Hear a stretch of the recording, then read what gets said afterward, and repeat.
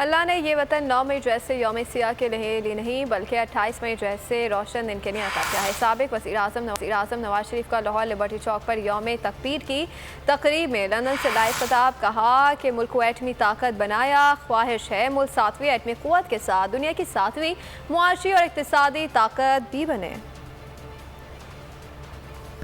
تاریخ کی بہت بڑی آزمائش کا سامنا تھا، اللہ نے ہمیں درست فیصلہ کرنے کی توفیق عطا فرمائی۔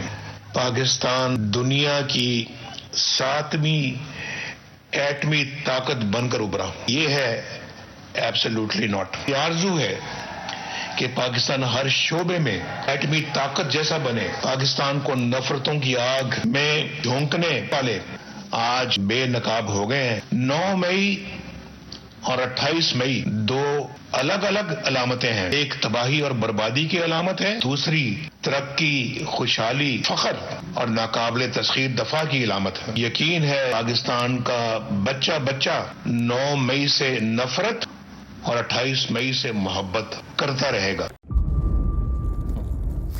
انتظار تھا نا، چلو اس بار وہ کرتے ہیں جو اس سے پہلے کیا ہی نہیں۔ قسمت کی آنکھوں میں آنکھیں ڈال کے جیتنا ہوگا، سب میں ہے شیر جیسی رہا، ذرہ ذرہ بھی ہر کنٹیسٹنٹ کو لگے گا پہاڑ۔ لڑکھڑانا نہیں ہے، کھول دو اپنے پنکھ اگر آسمان چھونا ہے۔ ابے لگ رہا ہے یہ سب پہلے بھی کہیں سنا ہے۔ انٹرٹینمنٹ کی گارنٹی جناب، کیونکہ یہاں کھیلو گے کودو گے تو بنو گے نواب۔ خوش رہو پاکستان، خوش رہو پاکستان، بدھ اور جمعرات شام 7 بجے صرف بول انٹرٹینمنٹ پر۔